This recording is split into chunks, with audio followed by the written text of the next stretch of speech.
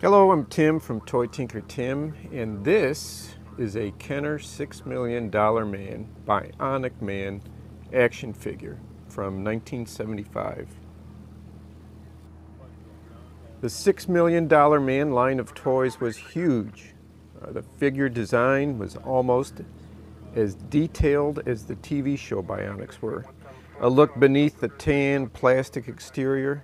You can see from the patent schematics here the details of various parts and elements that went into making these figures.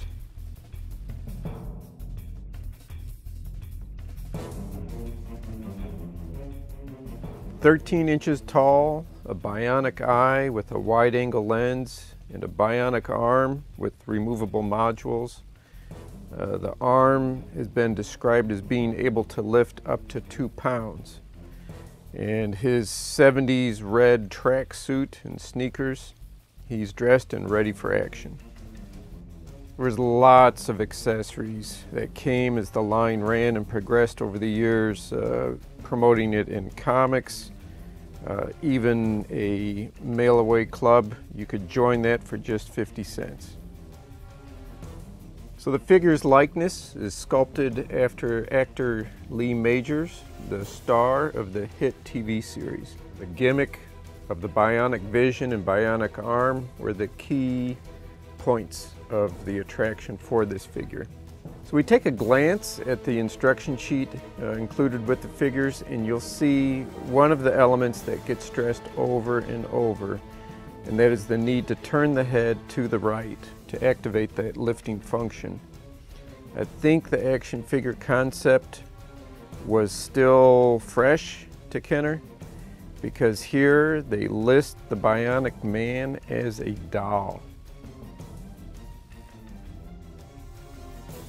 So I'm going to move in here and we'll take a look and see what that Bionic Eye feature is like.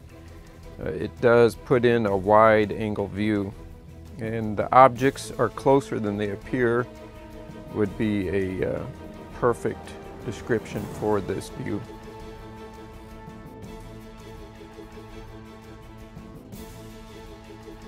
And yes, so in case you hadn't picked up on it yet, Kenner also had a hang tag on the figure's back button, just to remind you, once again, turn the head to the right.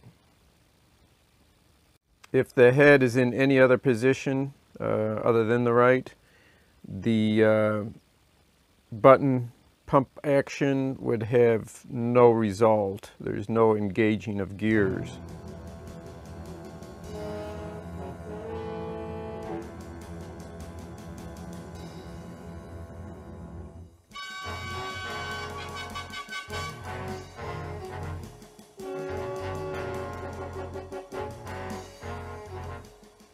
The engine block. What better symbolic plastic piece of toydom represents power than a plastic engine block for our plastic hero? These are usually missing from figures you find today. There's some heavy yellowing of the glue that's holding the pieces together, but it's still holding.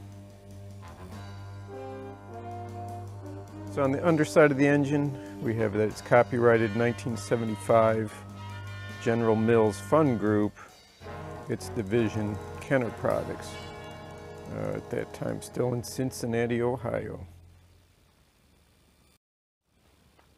The black handle slips into Steve Austin's hand, his head turned to the right, and he effortlessly hoists the engine block with a few pumps on his back button.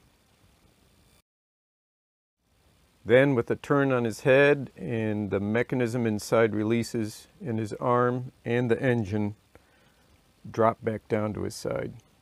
Besides the lifting, the bionic arm has 2 other features, one being the rubber roll-up skin.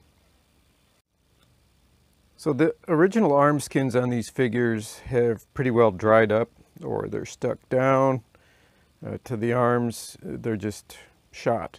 This is a reproduction skin I've made for the arm. And at this time I'm still trying to perfect that formula. So you roll the skin starting at the wrist up the arm to access his bionic modules. One is located in the forearm and then the other in the upper arm.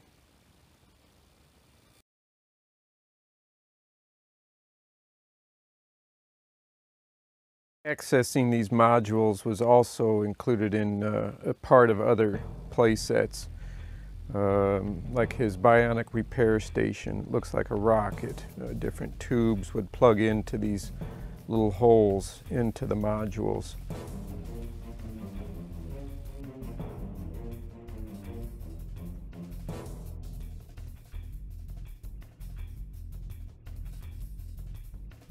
The modules do come out sometimes easier than others.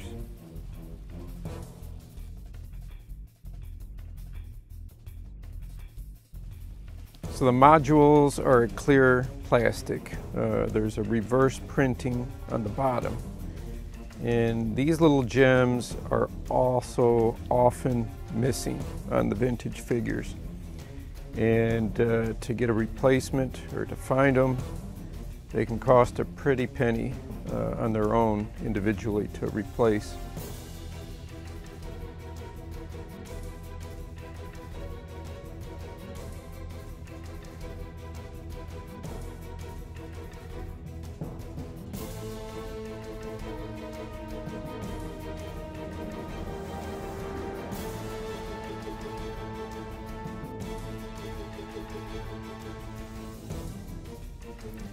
So the sculpted on underwear on the figures have this electronics circuitry looking design on the waistband.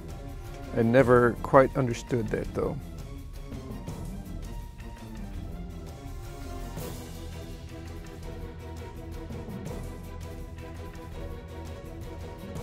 So just taking a closer look at the markings stamped into the back of the figures here. Stitched into the seam inside his shirt is a label showing the place of manufacture for that clothing. These fabric patches on the tracksuit and the other outfits from the line are frequently missing. There's replacements that are easily found though on sites like eBay. His red and white tennis shoes were later molded in a solid black shoes for Maskatron. So I just wanted to put in a quick look at one of the variations of this figure as the line progressed. This one is the Bionic Grip figure. There was no arm skin. The bionic arm, it's molded in a silver plastic. And the lower module that was in the forearm is now a switch that triggers the hand to close to like a grasped position there. The figure is the same as the earlier versions. It's really just the arm that's changed out. And then instead of the engine, it came with an I-beam. So he would grasp onto that and then pick that up or lift it then as well. So I thought it might be pretty good here to take a look at what a couple of the other toy makers at the time this figure was such a hot seller had come up with to compete with in sales.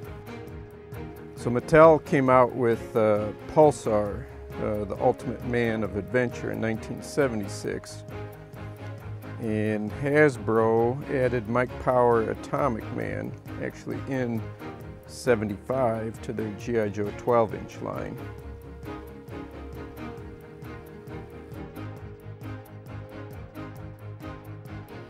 So that's going to wrap up my look here. This is just at the figure, the $6 Million Man, Bionic Man action figure from Kenner. There's lots of other accessories and different products that were part of this line. I have other episodes up on those as well, so be sure and check those out. If you haven't subscribed yet, please take a moment here, just hit the subscribe. Tap the bell there to get the notifications when the episodes do come up, and share with your friends, some other fellow collectors, And as always, thanks for watching.